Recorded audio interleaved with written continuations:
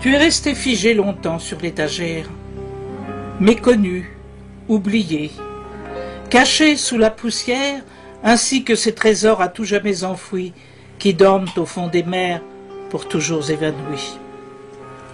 Tu es là, noire, discrète, sans frivole dorure, et tes pages ont souffert de quelques déchirures.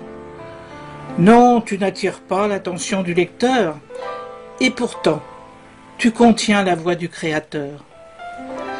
C'est bien souvent, à l'heure du plus grand désespoir, que nous te retrouvons au fond d'un vieux tiroir, et que nos yeux, embués des larmes du malheur, trouvent entre tes pages le secours du Seigneur.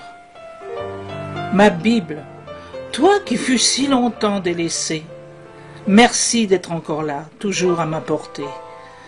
De la voix de mon Dieu, tu t'es fait l'interprète, et tu laisses parler les saints et les prophètes, afin que nul n'ignore qu'il veut tous nous sauver, et que c'est pour cela un jour qu'il t'a créé. Oui, quel trésor précieux nous possédons en toi. Que je plains le lecteur qui ne te connaît pas. Si tu parais bien triste, et disons même austère, si ta lecture enfin nous semble trop sévère, prions pour que l'Esprit nous fasse découvrir ta richesse et ta foi qui nous aident à grandir. Et trouvant à coup sûr réponse à nos prières, c'est lorsque nous t'ouvrons que jaillit la lumière.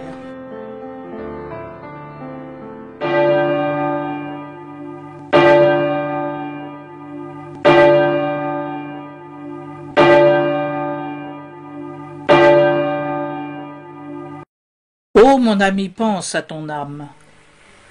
Évite, lui, l'horrible flamme que Satan réserve à celui qui sera parmi les impies. Il suffit d'un geste, d'un cri, d'un élan sincère de ton cœur, celui d'aller vers ton Sauveur, celui d'accepter Jésus-Christ. Il connaît ta vie de péché, il sait que sans Dieu tu as tort, et s'il s'est laissé crucifier, c'est pour te sauver de la mort. Ne refuse pas ce cadeau, et fais taire en toi ton orgueil. Dépose à ses pieds ton fardeau, n'attends pas le temps du cercueil. Tu verras alors que sur terre, il y a toujours des éclaircies, et si la vie te semble amère, lève les yeux vers Jésus-Christ.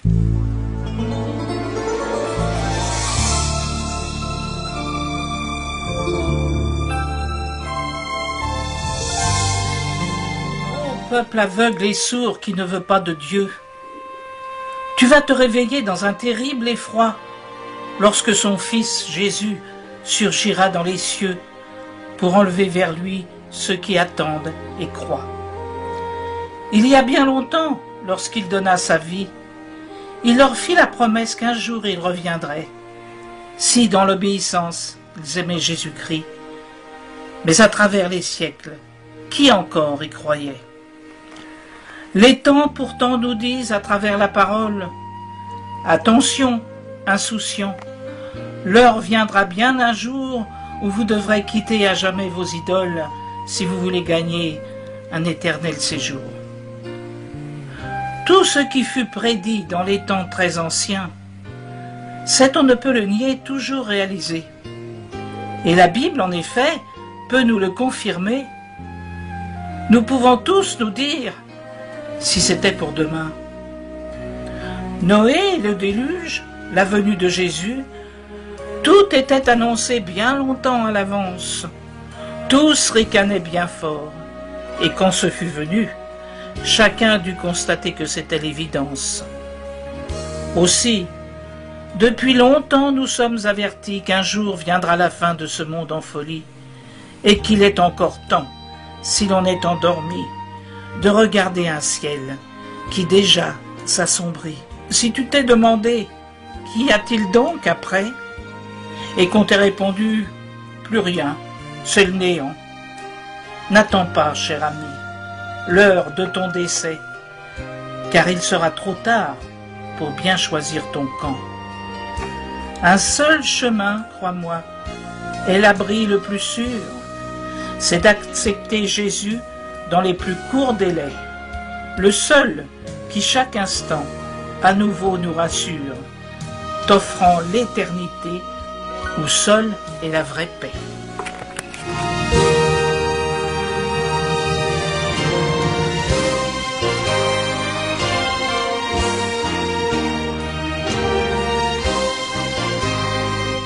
N'avons-nous pas compris que Dieu est en colère? Qu'il est désespéré de voir que cette terre qu'il avait faite si belle et avec tant d'amour n'est plus qu'une poubelle guettée par les vautours. L'homme au fil des années a sali sa planète, n'a jamais écouté la voix de ses prophètes. Mais Dieu, dans sa parole, a pourtant déclaré qu'il ferait de nouveau ce qu'il fit pour Noé. Noé, obéissant, construisit la grande arche où il devait monter, valeureux patriarche, pour sauver du déluge famille et animaux, avant que ne s'abattent du ciel les grandes eaux. Quand Jésus est venu, ce fut pour préparer une grande arche aussi, qui pourrait emmener tous ceux qui dans leur cœur lui donnèrent leur confiance, et avec qui, joyeux, il conclut une alliance. Jésus est à la porte et attend le signal.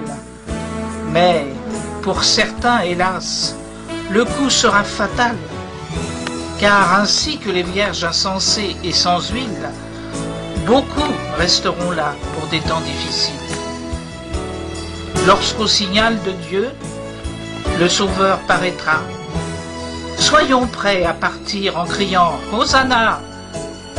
Mais n'oublions jamais que nous sommes pécheurs.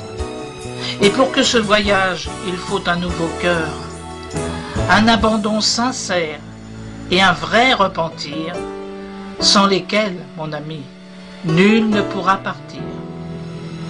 Ô toi qui doutes encore, regarde vers le ciel.